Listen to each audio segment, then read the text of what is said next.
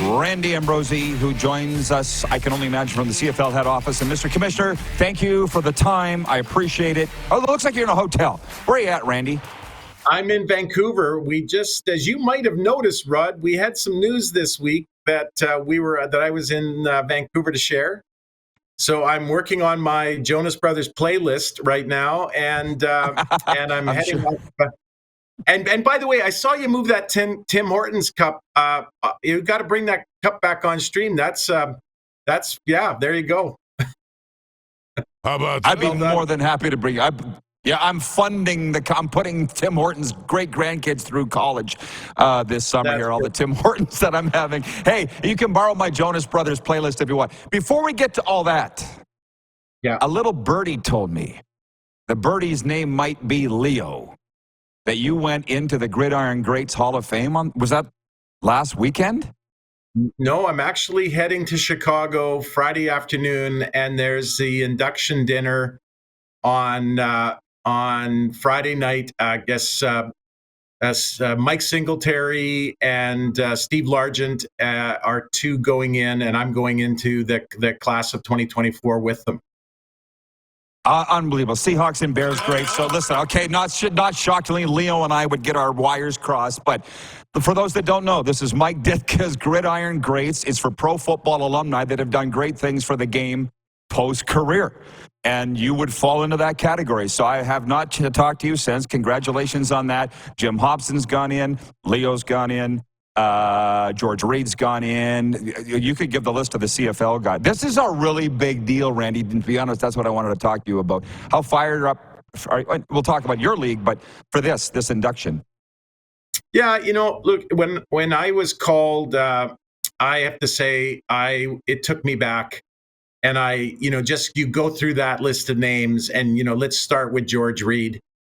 It's almost hard to imagine yourself being mentioned in the same name as George. And seriously, that's not overstating the point. He was George Reed, for goodness sakes. And to be mentioned alongside him in anything is quite something. And then I spoke to Scott Banda, CFL board chair, and I said, Scott, I've been nominated for this, and Scott was just so overwhelmingly supportive. And then Scott told the board, and I got significant support from the board. A lot of accolades from them. I'm so excited. And as I said, going to be heading down to Chicago Friday afternoon for the dinner, and I imagine it's going to be quite special. And yeah, Rod, honestly, if it's one of those things where you just kind of pinch yourself and say, "Wow, what an amazing life I am living." Well, I'm glad to hear you say that. And again, for our viewers that didn't know, it's a Hall of Fame for pro football alumni that have done great things for the game post-career. And the list of NFL greats in there is amazing, too. So congrats, Randy. But I know your mind is on the present and the CFL and this kickoff week. And so, number one, earliest Grey Cup halftime announcement in the history, in the calendar, the earliest. That was obviously important to you guys with the Jonas Brothers. Yeah, it really was. The music industry has changed, Rod, dramatically, in fact. And, securing talent has become harder and more expensive. We had a working group of Mar Doman, Dwayne Vanneau, Greg Dick, and I, and this was one of the things that we talked with Universal Music about going back to late 2023. We wanted to get this done sooner. Mar's got a phenomenal playlist. He was really a driving force. Mar's also got he's got a lot of great intuition about what would work in the market, and he wants to bring a younger audience into the CFL family. So selecting the right bunch. I knew we got it right when my daughters texted me within minutes of the announcement, and we're just so excited that we were bringing the Jonas Brothers to Grey Cup. So yeah, it's a really good choice for us. It's definitely a great choice for this Grey Cup. And of course, there's a lot of great things going on here around the Lions in a lot of different areas. So quite an exciting week for us. Well, yeah, so that for the kickoff this week, the Lions are on the road in the Braley Bowl Sunday at Toronto. I will always call it the Braley Bowl. I'm sorry. But with Amar, if that isn't a case study in local ownership and the importance of what it means. And you did it in Montreal with the Alouettes, man. We can go back with that. And they won a Grey Cup the first year under new ownership, which is Quebecor. But this is pretty cool, man. Like, not everybody could do it, maybe. I don't know. I guess maybe when you're looking at the Edmonton sale, local ownership would be prioritized. Amar just seems like the poster boy for the owner you'd want. Well, he is definitely, his level of commitment is, well, it's unmistakable. That's first start there. You know, I was with him on Monday morning ahead of the announcement that we did together. And he was telling me Sunday night he was coaching football. Now, I'm going to tell you, Amar's a pretty busy guy. Like, he is a seriously busy guy. And he's got a huge, business empire that he runs. But he loves it so much, and he's such a family guy. And he was coaching his son's football team, and you just gotta love being around him. And there is an infectious enthusiasm here. Then that doesn't even begin to talk about Dwayne Vinneau and the tireless effort that he's making. It's a very special place in our league right now, and of course, not just Grey Cup 2024, but Touchdown Pacific in Victoria. These are, I think it's going to be one of the most remarkable seasons in CFL history. I'm getting that sense. People are getting fired up, and it kicks off Thursday. Montreal at Winnipeg, Grey Cup rematch. I've been reading the game notes. Winnipeg has never beaten Montreal in a week one. They're 0-6 week one against the Alouettes. So I just love reading the game notes. But we have a lot of Edmonton viewers, and they wanted me to ask you a few questions. And hey, I'm going to put it on them. The media always wants to ask you the negative stuff. I'll word this nicely. Elks ownership. How concerned are you on the state of the Elks financially and moving forward as you're looking for looking for an owner? Well, I'm probably going to flip it, Rod, in that what I am is looking to this process they're going through, which is very positive, and they've got some great names involved in the process. I'm convinced, big shout out to Rick Lawlisher and his special committee. I'm convinced that they are going to land a great ownership group, and it's going to take that amazing franchise and bring it to new heights of success. Well, what's interesting about that, silly me, maybe I'm wrong, but the sense in the CFL amongst the stakeholders that you found Quebecor. And you oversaw and found Amar Doman. So do you get last say on this? Do you veto it? Or are you not even involved? If you can say, how does that work? No. Well, first of all, Amar Doman, David Braley had been talking to Amar.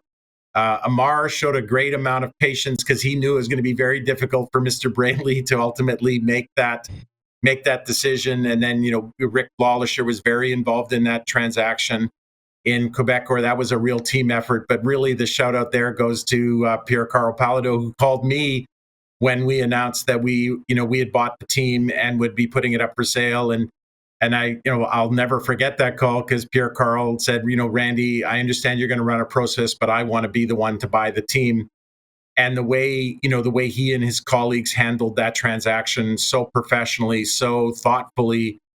So we were very lucky there. Look, I'm being briefed literally twice weekly by the Elks, by Rick.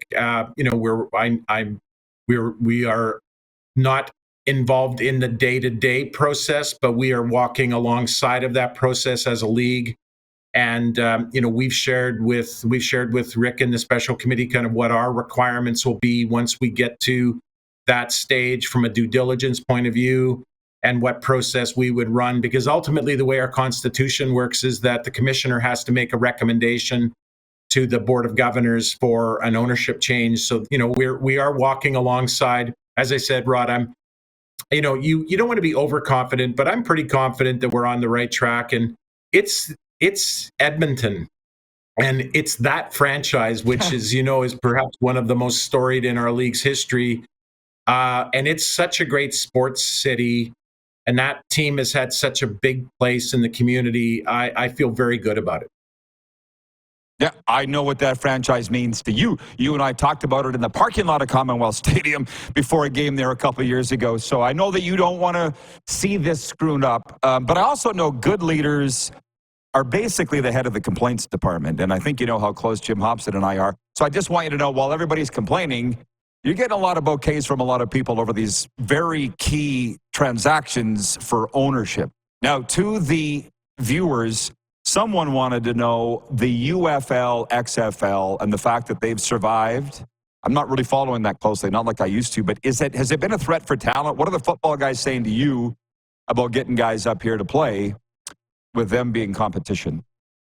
There's been a little bit of chatter, Rod, but candidly, not a lot. Not a lot. We're watching them, but we're not preoccupied by any stretch. And one of the things that I've been impressed by with this group of governors, which as I think you and I would agree, the league has never seen stronger owners than the group we have in place today. Okay. It's literally quite remarkable. But they are very focused on our business. They're very focused on our future. There's so many things going on around the world of football. The UFL, and that they're just wrapping up their season. But there's the changes in college football. The NIL and how that's going to affect college football going forward. We're watching that. We're very preoccupied with the development of our own talent, and how do we get more youth involved. And that's why when you hear from Amar that he's coaching his kids football, and we've got that direct, strong connection into the amateur football communities. Those things matter to us as much or more than all the rest of it. What's funny, with all the time that I've spent in Florida, I got to be really good friends with high school and college coaches, and every day they want to quit. Like, I'm done dealing with kids and transfer portal, and it's just flipped the game on its ear. And that's got a big effect on the CFL. It has to, right? Well, it'll be curious, Rod, for those who are, very, those that are students of the game and students of the ecosystem itself. It'll be interesting to see how it all plays out, because it is changing. Somebody told me, and I don't know if this is true, by the way, so don't quote me, but somebody said that the number of dollars that Ohio State is going to pay this year for players is $25 million. I don't know if that's true, but when I heard it, I went, wow. Oh, yeah. Oh, that's easily. a big... Easily. Yeah. No. Yeah. Yeah. Oh, easily. Because I'm in the high school locker rooms and the kids are talking about so-and-so's got this offer from this school for X amount of $3 million, and it's not even a big school. Like, look at Curtis Rourke. He was your number one prospect for the draft this year, but decided to go to Indiana for millions. That affects your league. And I don't think the fans know that. Yeah. And again, Rod, it's early days. So, we're watching, talking about it. And now, look, again, what you got to do is go back to where are we? One of the things I think we've done really well in the last several years, it was to come an understanding of what was our value proposition. There's reason to watch, reason to care. And the reason to watch is that our game is fun, fast, and entertaining. And it is absolutely. And if you look at what Steve Daniel has done for us with his game quality index, we can see based on the numbers that our product has been very impressive. And then reason to care is our connection to the community. That gives you a foundation on which to base your own future. And all the other things that go on around us certainly are there. But if you focus on your own business and your own value, ultimately, I think we're going to be very successful. Focus on the good things, and that's what I'm doing. We're running out of time, but Vintage Sasko writes, then he says, solid show. Can you ask the commissioner, neutral site games have been a success. They're refreshing. I love it. Any other places beyond Victoria, Windsor, London, Quebec City, Saskatoon? Anything you can divulge? Yeah, we have had, interestingly enough, we have had some cities reaching out to us asking if they can have a turn at a neutral site game. So, what we're doing now, Shout out to my great colleague, David Goldstein. And David's been kind of the playing point on that, taking those inbound calls and then putting those, explaining what process we would have to go through. The touchdown platform can be a very big opportunity because it gives us a chance to share our game with other markets and build that fan base. So yeah, that's look, we are thrilled to be going to Victoria this year. I think it's going to, well, in fact, they had a stadium designed, they sold it out. They added more seats, they sold it out. I think we could put many thousands more seats in there if we could, and it would sell out. No doubt that on the Labor Day weekend, the Saturday of the Labor Day weekend, Victoria is going to be the place to be because it's going to be such an impressive event. And then, of course, we go from Saturday, Victoria, to Sunday, at Mosaic with the Bombers Riders matchup. So it's going to be a great Labor Day weekend. And this is one of the things that Amar wanted.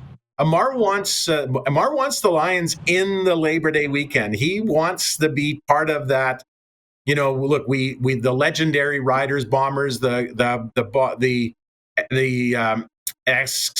Elks, I guess, Stampeders and Ticats against the Argos. But Amar wants in on that rivalry weekend, so it'll be fun.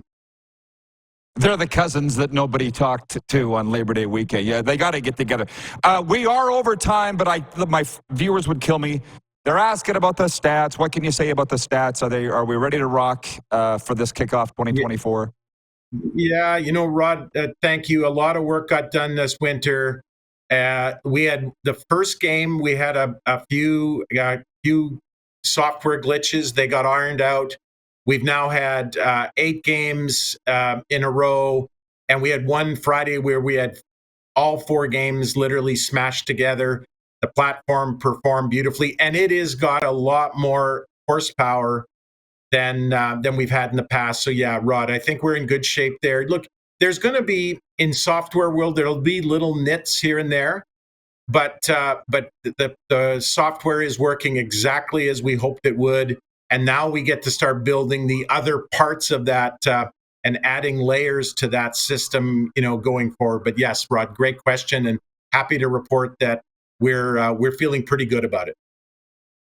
Good. It's not my world either, but I had to ask. It's very important to the fans and the league. All right, Randy, thanks. I'll see you down the road. I appreciate the time, man. Good luck with the season.